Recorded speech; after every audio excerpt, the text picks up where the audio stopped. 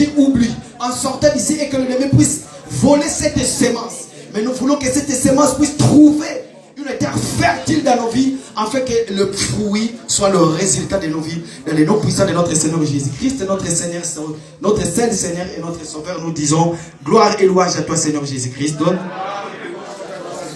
Amen. Voilà, bien-aimés dans le Seigneur, je suis encore une fois de plus dans la joie d'être dans ma maison, parce qu'ici c'est ma maison. Amen. Voilà. Que Dieu te bénisse, mon frère. Alléluia. Voilà. Il y a de cela quelques semaines, je peux dire des semaines, que nous avons parlé des sujets. Et c'était le 14 dernier.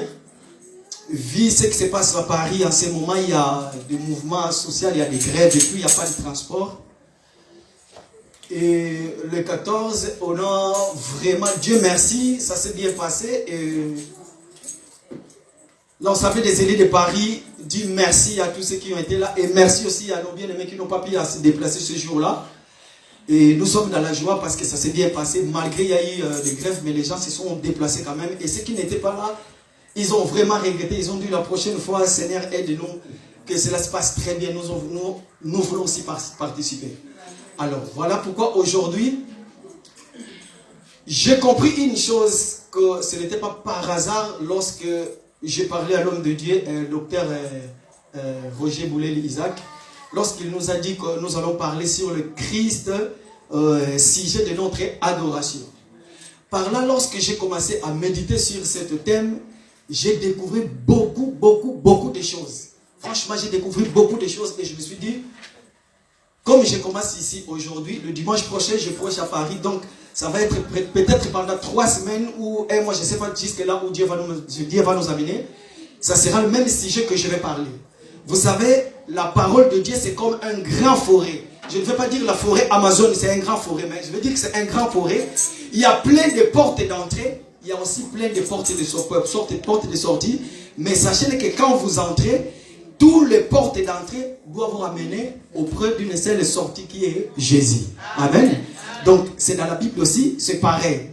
Donc, aujourd'hui, nous allons parler de Christ et notre sujet d'adoration.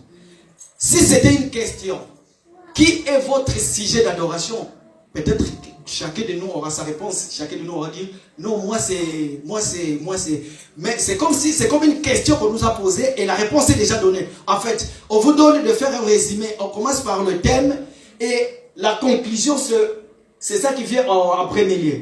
Vous savez, on vous donne ce sujet, il faut le développer, mais à la conclusion, on vous dit déjà la réponse, c'est Christ qui est notre sujet d'adoration. En fait, c'est comme ça. Donc, sachez déjà, nous savons que Christ est notre sujet d'adoration. Maintenant, il y a des points, il y a des lignes que nous allons essayer d'analyser, de voir si vraiment pour toi, si tu dis que Christ est mon sujet d'adoration, est-ce qu'il est vraiment votre sujet d'adoration? Quand tu dis que Christ est mon sujet d'adoration, tu te réfères par rapport à quoi? C'est ça le problème. Quand tu te dis que moi, aujourd'hui, je suis là, si je suis en train d'adorer, pourquoi? Parce que j'ai compris que c'est lui que j'adore, c'est lui qui m'a sauvé. Il t'a sauvé par rapport à quoi? Qu'est-ce qu'il a fait de toi pour que tu puisses l'adorer? Amen. Voilà. Nous allons comprendre une chose. Est-ce que quelqu'un peut nous lire, s'il vous plaît? Nous allons lire. Nous sommes dans le livre de Genèse. Nous allons comprendre quelque chose. Dieu avait prévu un plan pour le salut de l'humanité. Dieu a prévu ce plan-là. Il dit, le moment est venu, ce peuple que moi-même j'ai tant aimé, ce peuple que moi-même que j'ai créé, ces peuples qui ont été autrefois, qui ont marché hors de moi, et maintenant je vais récupérer ces peuples pour qu'ils viennent dans la maison et qu'ils soient le peuple que moi-même je vais diriger. Et qu'est-ce qu'il va faire? Avant que son fils Jésus-Christ va venir, il va commencer à projeter des images. Il va commencer à projeter des images des choses qui vont être, ce qui va se réaliser autrefois. Et Dieu va faire de sorte que ces choses-là soient comme un rêve. Pourquoi? Parce que ce n'était pas encore le moment où Dieu devait se manifester lui-même en réalité, afin que nous puissions connaître.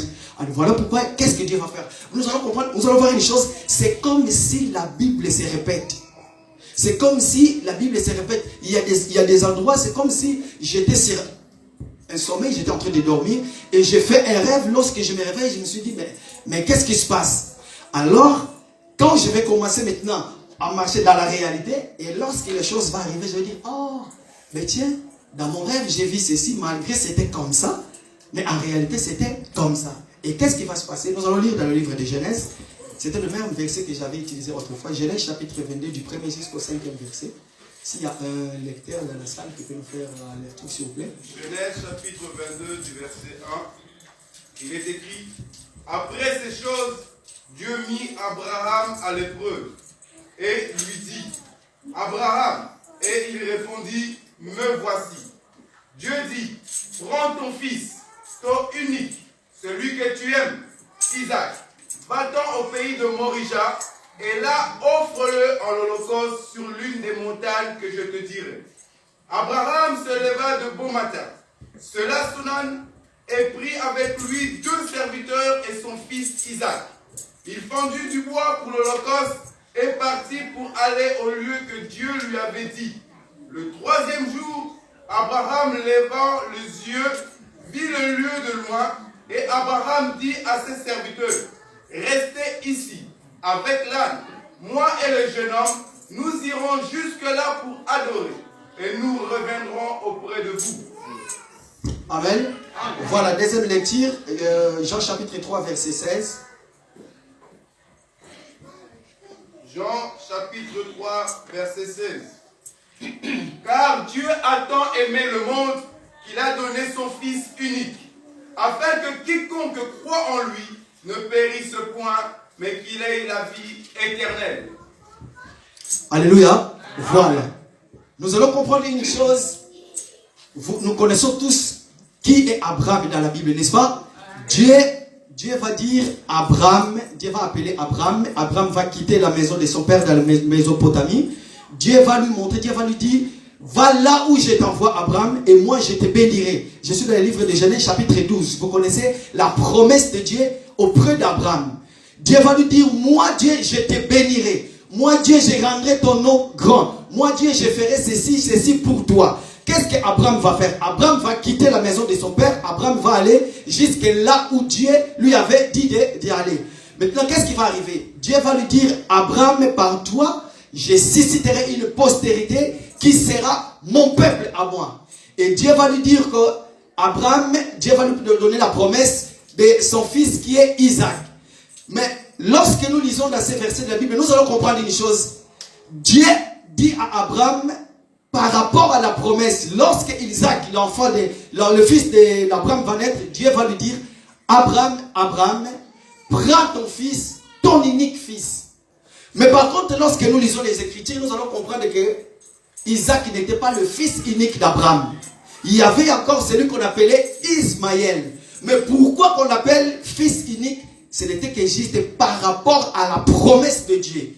Par rapport à la promesse de Dieu, voilà pourquoi Dieu va dire à Abraham, prends ton fils unique et va lui offrir en sacrifice. Comprenez une chose, nous sommes en train de dire Christ est notre sujet d'adoration. Et c'est par là que nous allons comprendre que Abraham était celui, pour la première fois dans la Bible, va citer le mot adoration. Abraham va citer le mot d'adoration par révélation. Abraham va prendre son fils maintenant. Abraham va obéir à la parole de Dieu. Pourquoi? Parce qu'en ce moment-là, Dieu dit, je te bénis toi Abraham. Tu as reçu mes bénédictions à moi. Maintenant, moi, Dieu, je vais voir si c'est vrai qu'Abraham, par rapport à ce que tu es devenu, parce que nous allons comprendre le verset 12, verset 13 de la livre de Genèse, Abraham était vraiment celui qui avait de biens matériels. Le bien matériel était vraiment présent dans la vie d'Abraham, n'est-ce pas? Et Dieu maintenant va dire, Abraham, le moment est venu, je vais voir ce que tu vas faire. Si vraiment que tu m'aimes, si vraiment que tu vas m'obéir, si vraiment cet orgueil-là, si vraiment l'Isaac n'a pas amené l'orgueil dans ta vie, voilà qu'est-ce que je vais faire, Abraham. Tu vas prendre maintenant cet orgueil-là, tu vas les jeter auprès de mes pieds, comme ça je saurai que tu m'aimes vraiment. Qu'est-ce qu'Abraham va faire? Comprenez une chose, la Bible dit qu'Abraham va prendre son fils Isaac. Abraham va préparer. En réalité, pour aller adorer Dieu, il y a des choses, ça se prépare. On ne peut pas adorer Dieu comme ça. Pour adorer Dieu en ce moment-là, Abraham va comprendre, je vais aller adorer Dieu, Mais il faut qu'Isaac soit là. Il faut qu'il y ait du bois. Il faut qu'il y ait du feu. Et il faut qu'il y ait le deux serviteurs qui vont m'accompagner. N'est-ce pas? Qu'est-ce qu'Abraham va faire? Abraham va réunir toutes ces choses-là. Abraham maintenant va commencer à faire son chemin. Ce qui m'a beaucoup plus étonné, regardez. Qu'est-ce qu'Abraham va faire? Abraham va préparer les bois du sacrifice. Abraham va faire porter ça sur Isaac. Isaac va prendre les bois. Isaac va commencer à porter les bois. De là où ils étaient jusqu'aux montagnes, là où Dieu leur avait montré que c'est là où vous allez m'adorer. Qu'est-ce qu'Isaac va faire? Isaac maintenant va commencer à porter le bois jusqu'au lieu où Isaac devait être mis en sacrifice. Alors, qu'est-ce qui va arriver? Maintenant, nous allons comprendre une chose. La Bible nous dit que notre Seigneur Jésus-Christ, il est celui qui est venu, qui a porté nos péchés à nous. Qu'est-ce qu'il a fait? Jésus-Christ va prendre la croix. Jésus-Christ va transporter la croix jusqu'au lieu qu'on appelle le lieu des crânes. C'était là où il était crucifié. Mais nous allons comprendre une chose. Lorsque Abraham va continuer son chemin, Abraham va commencer à marcher. Je suis sûr que ces bois-là étaient vraiment, ça pesait franchement. Je suis sûr que lorsque Isaac portait ces bois-là, il portait une charge qui n'était pas destinée à lui. Parce que ce n'était pas lui qui était préparé pour mourir à la place. Maintenant, lorsqu'ils vont arriver, Abraham va regarder son fils. En ce moment-là, nous allons comprendre. Abraham arrivé au lieu du sacrifice, son fils va lui poser la question. Son fils va dire, Père, nous sommes arrivés au lieu où Dieu nous a montré. Voici le feu, voici le bois, mais où est l'agneau des sacrifices? Mais c'est par là nous allons comprendre que Isaac savait déjà que ce n'était pas lui qui était destiné pour être cette offrande qui allait devenir aujourd'hui le meilleur offrande qui allait être un bon prix auprès de Dieu. Qu'est-ce qu'Isaac va faire? Isaac va poser la question à son père. Mais père, il est où l'agneau du sacrifice? Parce que moi je ne suis pas... C'est comme s'il voulait dire, moi je ne suis pas l'agneau du sacrifice parce que je suis incapable de faire ce qui a été prévu par rapport pour les saluts de l'humanité. Voilà pourquoi Isaac va dire, mais père, nous sommes arrivés. Et voici, il y a le feu, il y a le bois, mais où est l'agneau à ce moment-là? Et Abraham va dire, mon fils, Dieu pourvoira lui-même. Pourquoi? Parce que nous allons comprendre, lorsque le moment est venu, où c'est lui qui a été prédestiné pour prendre ta place, pour prendre ma place à moi, c'est lui qui a été destiné pour mourir sur la croix, afin que toi et moi, afin que tous nos péchés soient pardonnés. Dieu va faire que lui-même, Christ, il va venir, il va porter la croix qui représentait le bois, qui représentait le fardeau que Isaac portait autrefois pour aller au lieu du sacrifice. Mais remarquez une chose, lorsqu'ils vont arriver là-bas, Abraham va prendre les couteaux, Abraham va essayer d'égorger son fils, Dieu va intervenir, Dieu va dire, Abraham, n'approche pas ton couteau. Et en ce moment-là, il va regarder de côté, ce n'était pas l'agneau, mais c'était un bélier. Question. Isaac va poser la question à son père, où est l'agneau? Et lorsque Dieu va intervenir, normalement ça devait être un agneau qui sera à côté. Mais ce n'était pas l'agneau, c'était un bélier. Pourquoi? Parce que les béliers ne pouvaient pas faire ce que l'agneau devait faire. Pourquoi? Parce que l'agneau était déjà quelque part. L'agneau était déjà quelque part, mais il manquait juste le temps où Dieu lui-même, il avait promis, il avait préparé pour que l'agneau puisse faire cet acte-là. Alors, en ce moment-là, nous allons comprendre, Abraham va prendre son couteau, Abraham va remplacer Isaac, le bélier, à la place d'Isaac. Lorsque Abraham va mettre Isaac, maintenant, Abraham va faire cet sacrifice-là. Et ces deux serviteurs qui étaient restés, en réalité, lorsqu'ils ont vu Abraham monter, ils avaient compris qu'Abraham est allé vraiment adorer. Donc c'est par là que nous voulons dire que l'acte qu'Abraham avait fait, c'était une adoration auprès de Dieu. Pourquoi? Parce que Abraham a dépouillé quelque chose qui était vraiment cher à lui, quelque chose qui était de très important dans sa vie. Abraham va prendre cela, Abraham va les jeter auprès de Dieu. C'est comme si toi aujourd'hui, dans ta vie, tu as quelque chose que tu aimes bien. Peut-être que l'orgueil pour toi, ça te sert pour je ne sais comment. Peut-être que c'est des péchés. Peut-être que c'est quelque chose que tu as l'habitude de faire, tu as l'habitude de voir. Mais en ce moment-là, tu vas dire, en ce moment, je vais prendre cette habitude, je vais prendre quelque chose, cette chose que j'aime bien. Qu'est-ce que je vais faire? Je vais le jeter auprès de Dieu. Pourquoi? Parce que je vais reconnaître qu'il est le maître. Il est le seul, l'unique que je peux adorer en ce moment-là. Allez, voilà pourquoi nous allons comprendre Jésus-Christ en entrant dans le monde. Il va naître dans le ventre de Marie. Il va entrer dans le monde. Il va venir concrétiser ce qui était autrefois comme un songe, comme j'avais dit, ce qui était autrefois la promesse de Dieu pour sauver l'humanité tout entière. En fait, laissez-moi nous dire aujourd'hui, si nous adorons Christ, pourquoi? Parce que Dieu nous a fait grâce par Jésus que nous puissions avoir quelqu'un qui était un agneau sans tache, sans faute, sans ride, qui est allé sur la croix. Il a pris ta place à toi, il a pris ma place à moi, il est mort sur la croix, afin que toi et moi aujourd'hui, tels que nous sommes là, nous puissions avoir quelqu'un que nous pouvons adorer, quelqu'un que nous puissions chanter, quelqu'un que nous puissions élever. Pourquoi? Parce qu'il est le seul, l'unique qui a fait ce qu'il a fait. Maintenant, remarquez une chose. Ça, ce n'était que l'illusion. Ça, ce n'était qu'un verset. J'ai pris. Pourquoi? Parce que pour montrer que ce que Jésus a fait, personne ne peut le faire. Mais lorsqu'il va venir lui-même, écoutez ce qu'il va nous enseigner pour ce qui concerne l'adoration. Écoutez bien ce qu'il va nous expliquer pour ce qui concerne l'adoration. Est-ce que nous pouvons lire dans le livre de Jean?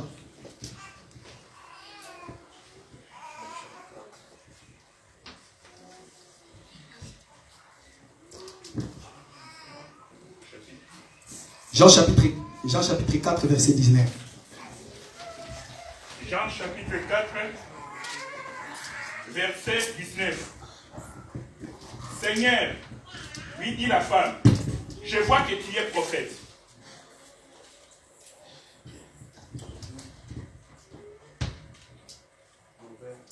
Je continue. Nos pères ont adoré sur cette montagne, et vous dites, vous, que le lieu où il faut adorer est à Jérusalem. Femme, lui dit Jésus, crois-moi, l'heure vient où ce ne sera ni sur cette montagne, ni à Jérusalem, que vous adorerez le Père. Vous adorez ce que vous ne connaissez pas. Nous adorons ce que nous connaissons, car le salut vient des Juifs. Mais l'heure vient, et elle est déjà venue, où les vrais adorateurs adoreront le Père en esprit et en vérité, car ce sont là les adorateurs que le Père demande. Dieu est esprit, il faut que ceux qui l'adorent, l'adorent en esprit et en vérité. Parole du Seigneur. Amen. Voilà. Bien aimé le Seigneur, tout y est dedans. Et les conditions et la façon d'adorer Dieu. Maintenant, nous allons vraiment essayer d'analyser qu'est-ce que Jésus va nous enseigner pour ce qui concerne l'adoration. La Bible dit que Jésus était en train de parler avec la femme samaritaine. La femme samaritaine représente l'église que nous sommes aujourd'hui. Sachez bien qu'en ce moment, la femme samaritaine représente l'église. Maintenant, Jésus va l'enseigner c'est quoi l'adoration, comment il faut adorer et c'est quoi le lieu de l'adoration. Qu'est-ce que Jésus va faire? La Bible dit que la femme va dire à Jésus, il va enseigner Jésus. Écoutez ce qu'il va dire. Elle va dire, nos pères ont adoré sur cette montagne. Je crois bien, lorsqu'elle était en train de parler, elle est en train de montrer le pronom démonstratif. Elle dit, je crois qu'il était en train de montrer à Jésus le lieu. Pourquoi? Parce qu'elle dit bien en lisant, ce que je comprends, elle dit, nos pères ont adoré sur cette montagne. Mais vous dites-vous que le lieu où il faut adorer est à Jérusalem. Et Jésus va lui dire, crois-moi femme, l'heure vient, il est déjà venu. Alors, pourquoi Jésus va dire, l'heure vient, il est déjà venu? Pourquoi? Parce que Jésus maintenant savait que l'heure vient, il est déjà venu, que moi, Jésus, je vais faire le sacrifice par rapport à ce que je vais faire. Et vous allez reconnaître que moi, je suis celui qui a été prédestiné pour les sacrifices, pour les péchés du monde, pour que vous soyez pardonnés, pour que vos prières puissent passer à moi, pour que vous puissiez s'adresser au Père il faut passer sur moi. Moi maintenant, je vais accomplir cette œuvre de sacrifice. Voilà pourquoi Jésus va nous dire, crois-moi femme, mais l'heure vient et où il est déjà venu, où le vrai adorateur. Maintenant, Jésus va parler du vrai adorateur. Par là, nous allons comprendre, il ne parle pas de quantité. La quantité, c'est rien, mais la qualité par contre. Pourquoi notre Seigneur maintenant, il cherche la qualité. Il cherche le vrai adorateur et non la quantité. Nous pouvons voir la foule aujourd'hui. Nous pouvons voir tout le monde. C'est ça le plein des gens. Est-ce que parmi nous, dans la quantité, oui, je sais, dans la quantité, il y a toujours la qualité, mais est-ce que dans la quantité, il y a toujours la compréhension des choses de Dieu? Nous allons dire non. Pourquoi? Parce qu'en ce moment-là, nous allons comprendre que chacun adore Dieu par rapport à lui. Chacun adore Dieu par rapport à sa connaissance. Mais par contre, Jésus va lui dire, vous adorez ce que vous ne connaissez pas. C'est par là que nous allons dire que pour adorer Dieu, tu dois connaître Dieu, tu dois avoir la certitude de ce Dieu-là que tu pries. Si tu ne connais pas Dieu, tu ne peux pas l'adorer. Si tu n'as pas le bon enseignement, tu ne peux pas adorer Dieu. Pourquoi? Parce que la vraie adoration, c'est ça que nous allons comprendre. Laissez-moi vous dire, il y a quelques années passées, peut-être que c'est l'année dernière, j'étais en train de suivre une vidéo où j'ai vu un prédicateur en train de dire, maintenant nous allons adorer Dieu en esprit. Maintenant nous allons adorer Dieu en esprit. Et à ce moment-là, les gens, vous savez comment les gens réagissent. Ils ont commencé à parler en langue. Soit disant en langue. C'était ça, adorer Dieu en esprit pour eux. Maintenant, nous, aujourd'hui, nous allons comprendre c'est quoi adorer Dieu en esprit et en vérité. Pourquoi adorer Dieu en esprit et en vérité? Et c'est quoi adorer Dieu en esprit et en vérité? Pourquoi? Parce que vous allez remarquer, à des fois, lorsque nous sommes en train de chanter, quand on chante en voix basse, on se dit que là, je suis en train d'adorer.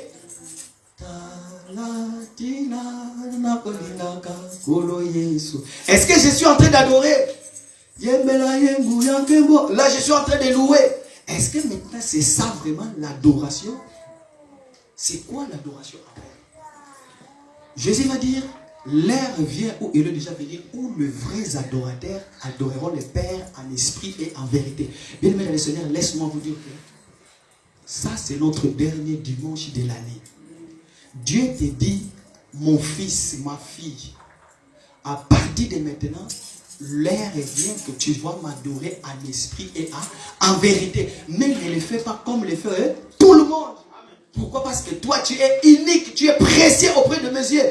Toi, tu es vraiment celui que je veux que tu puisses m'adorer. Alors, qu'est-ce que maintenant adorer Dieu en esprit? Nous allons commencer maintenant. Quand Dieu dit, l'heure vient, il est déjà venu, que le vrai adorateur adorera le Père en esprit. Adorer Père en esprit, en réalité, la vie, l'adoration, c'est une vie de sainteté. L'adoration, c'est s'abstenir là où tout le monde va. Quand il y a le péché, quand les gens mentent, quand les gens volent, quand les gens font l'impudicité, quand les gens font je ne sais pas quoi, mais toi tu marches selon la volonté de Dieu, toi tu marches par rapport à la parole de Dieu, c'est ça en réalité la vraie adoration. C'est lui. Voilà pourquoi, même si quand tu dors, même si quand tu fais quelque chose, même si quand tu ne chantes pas, mais ta vie à toi, parce que c'est une vie de sainteté, en ce moment-là, quand Dieu te regarde, Dieu sait que je reçois l'adoration de mon fils. Quand tu s'abstenir du péché, là où tout le monde ment, mais toi lorsque tu arrives et que tu ne mens pas et que tu dis la vérité, en ce moment-là, Dieu reçoit le parfum de bonne odeur de cette adoration-là qui monte vers Dieu. Bien-aimés dans le Seigneur, laissez-moi vous dire que c'est ça en réalité la vie d'adoration. Lorsque tu mènes une vie de piété, lorsque tu ne vas pas dans le péché, sache-le que tu es en train, ta vie à toi, c'est un parfait de bonne odeur qui fait bouger le trône de notre Dieu. Voilà. Maintenant, Dieu va dire encore Jésus va dire encore une chose. Par rapport à l'heure, il est déjà venu où les vrais adorateurs adoreront le Père en esprit et en vérité. Pourquoi? Parce que en réalité, quand tu adores Dieu dans la vérité, comme je viens de le dire, donc tu es celui qui a été appelé, mis à part. Tu ne marches plus selon le conseil du méchant. Tu ne fais plus ce qui est contraire, opposé à la parole de Dieu. Mais tu es celui vraiment qui obéit à la volonté de Dieu. Tu es celui vraiment qui mène une vie de sainteté. En ce moment-là, bien aimé dans le Seigneur, sachez que je suis dans la volonté de Dieu. Voilà pourquoi cette année qui commence, j'ai l'impression, en commençant par moi-même, Dieu est en train de me dire, mon fils, Gauthier, le moment vient, cette année vient de terminer. Essaye d'analyser ta vie. Essaye de voir comment tu as marché durant toute l'année. Parce qu'il y a une autre année qui va commencer. Est-ce que tu resteras toujours le même? Est-ce que tu vas continuer dans cette même allure que tu étais? Mais par contre, moi, je te donne l'occasion de surpasser là où tu as remarqué autrefois qui était tes faiblesses à toi. Maintenant, moi, je te donne la force. Je te dis, lève-toi, marche, ne tombe plus. Lève-toi, fais ce qui est mieux. Voilà, bien aimé dans le Seigneur. Je suis venu nous exhorter. Je suis venu nous dire par rapport à l'adoration. Par rapport à celui que tu adores. Pourquoi tu adores Jésus? Pourquoi tu adores Dieu? Pourquoi Christ est le sujet de ton adoration? Est-ce que toi, quand tu l'adores, tu ne fais pas partie de la quantité ou tu fais partie de la qualité? Voilà pourquoi la Bible dit que beaucoup sont appelés, mais il y a peu de lits. Est-ce que toi, tu es dans le rang de ceux qui ont de la qualité, des appelés, ou bien dans le rang des élites? Pose-toi la question. Pourquoi? Parce que tel que nous sommes là, personne ne te connaît mieux que toi-même. Toi-même, tu connais qui tu es. Toi-même, tu sais en sortant d'ici, quand tu rentres chez toi à la maison, comment tu te comportes, qu'est-ce que tu fais. Voilà pourquoi, bien aimé dans le Seigneur, je vais nous dire que tellement que Dieu nous aime, tellement qu'il est bon, à chaque fois, si Dieu veut faire quelque chose, il envoie toujours sa parole. Il envoie toujours sa parole pour avertir son peuple qu'il aime bien. Il est vraiment celui, vous savez, si votre papa ne vous prévient pas, s'il y a un danger qui arrive et qu'il ne vous protège pas, je ne sais pas comment faut-il l'appeler, est-ce qu'il est vraiment un bon papa? Mais par contre, la journée d'aujourd'hui, nous allons comprendre, Dieu, qu'est-ce qu'il va faire? Il va nous prévenir, il va dire, mes enfants, l'église, mon épouse, écoutez, tu as si conduit peut-être ta vie toi-même. Mais moi, je te dis maintenant le secret. Pourquoi? Parce que je te veux toi. Je vais recevoir encore quelque chose de très important. Je veux que tu puisses m'adorer. Je veux que tu puisses me chanter. Je veux que tu puisses faire ça. Je veux que par toi et que mon nom soit propagé partout. Maintenant, l'heure vient, il est déjà venu, où toi tu feras partie de vrais adorateurs qui vont adorer le Père en esprit et en vérité, car tu fais partie de ces adorateurs-là que le Père demande. Amen. Amen. Voilà. Bien aimé dans le Seigneur. Pour terminer, qu'est-ce que je vais dire? Les Seigneurs que nous prions aujourd'hui, les Seigneurs qui nous a fait grâce, comme la Bible dit, nul ne vient au Fils si le Père ne lui attire. Sachez-le que tel que nous sommes là, chacun de nous était déjà dans le plan de Dieu. Dieu savait que le moment viendra où j'aurai besoin de toi afin que je puisse bénéficier de quelque chose de très important qui sortira de toi. Et cette chose fera de sorte que moi, Dieu, lorsque je te regarde, quand je regarde mes adorateurs dans la ville de la Belgique, quand je regarde que je puisse trouver cette adoration, cette parfum de bonne odeur qui sortira de toi parce que tu es vraiment précieux à mes yeux. Alors aujourd'hui, je suis venu dire à mes bien-aimés de la Belgique, à mes bien-aimés de partout, que ce soit à Paris, que ce soit ceux qui vont nous suivre dans les réseaux sociaux, sachez-le que l'heure est grave. Sachez-le que le Seigneur est en train de préparer son épouse, est en train de préparer son église. Cette église-là qui adore Dieu dans la vérité, cette église-là qui marche avec Dieu dans la vérité, cette église-là que Dieu lui-même, il peut dire que voici mon église que je me suis sacrifié pour elle. Voici cette église que je me suis donné ma vie à moi. Je suis allé sur la croix. Je suis mort pour cette église afin que quiconque qui écoutera ma parole, afin que quiconque qui marchera selon la volonté de Dieu, qu'il puisse être les vrais adorateurs que moi je demande. Voilà pourquoi ensemble avec mes bien-aimés, est-ce que nous pouvons dire Merci Seigneur Jésus-Christ. Alléluia. Voilà, nous allons nous lever, nous allons prendre quand même quelques minutes dans la prière, nous allons prier. Nous avons compris que Dieu nous a fait grâce de nous poser la question, est-ce que je suis réellement un vrai adorateur? Regarde ta vie à toi-même, tel que tu es. Regarde-toi. Est-ce que ta vie à toi, est-ce que tu mènes une vie de sainteté? Est-ce que quand tu entres ici dans cette salle, c'est en ce moment-là, tu as l'apparence de la piété? Parce que moi j'ai l'habitude de dire, un vrai chrétien, c'est dans ta maison, c'est là où on reconnaît que tu es un vrai chrétien. Si ton mari ou ta femme témoigne que tu es mon mari ou ma femme, vraiment, elle est quelqu'un ou il est quelqu'un qui prie, en ce moment-là, nous pouvons dire que vraiment, tu es vraiment un enfant de Dieu. Là où tu travailles, avec les gens que tu travailles, ce sont eux qui vont témoigner si réellement tu es vraiment un enfant de Dieu. Voilà pourquoi en ce moment, bien aimé, tu vas analyser ta vie. Tu vas dire, Seigneur, moi, cette année qui vient de terminer, j'ai mené ma vie comme ça, comme ça, comme ça.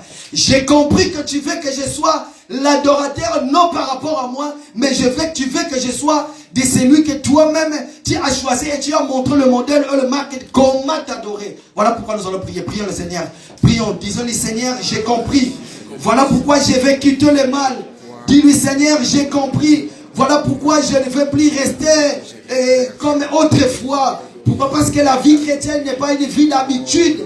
Mais dans la vie chrétienne, il faut chaque fois, il faut que je progresse. Je ne veux pas rester stationné dans la même place. Je ne veux pas que mes habitudes soient chaque fois les mêmes habitudes. Prie ton Seigneur.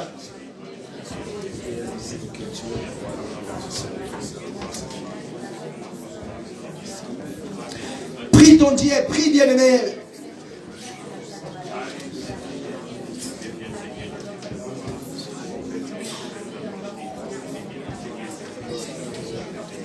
Regarde ta vie maintenant, bien-aimé. Écoutez-moi. Regarde ta vie maintenant. Bien-aimé, tu peux mentir tout le monde, mais sauf ta conscience. Est-ce que tel que tu es là, est-ce que tel que tu es là, toutes les zones d'ombre de ta vie, toutes les zones ombres de ta vie, quand je parle de zones ombres, je parle de ce que les hommes de ce monde ont nommé de péchés chéris qui reviennent facilement dans ta vie. Toi, tu ne peux pas résister quand ça vient. Maintenant, Jésus te dit, je suis le sujet de ton adoration. Avec ce que tu fais, tu ne peux pas m'adorer. Et tu vas prendre cette péché-là, tu vas prendre cette habitude-là, présente ça auprès de Jésus. Tu te connais toi-même. Est-ce que c'est des impudicité? Est-ce que c'est des vols? Est-ce que c'est des mensonges? Tu es le témoin de ta vie. Prends ça maintenant, présente ça auprès de Jésus. Prions l'Éternel. Alléluia. Cite les noms de ces péchés-là. Cite ça maintenant au nom de Jésus. Alléluia. Alléluia. Oh Dieu. Bien, élève ta voix. Prie, l'occasion nous est donnée. Prie maintenant, présente tes faiblesses auprès de notre Dieu. La Bible dit, oui, il a quitté le ciel. Il a revêtu un corps. Il est allé souffrir dans ta place à toi. Il a dit, non, non, non, ce n'était pas prévu pour Isaac, mais c'était prévu pour moi. Afin que tu puisses m'adorer, je veux que tu sois vraiment celui qui a accompli. Prie maintenant, prie. Alléluia. Oui, Père, nous avons compris que nous sommes des faibles. Nous avons compris que là, des fois, les péchés nous empêchent d'être des adorateurs que toi tu demandes. Nous avons compris que, Seigneur, nos façons de faire les choses, nous avons compris, Seigneur, que sans toi, nous ne pouvons rien faire. Voilà pourquoi nous sommes venus te présenter nos faiblesses. Nous sommes venus te présenter ce qui est l'habitude pour nous. Fais-nous grâce, éternel, notre Dieu. Allons-y, chante avec nous maintenant.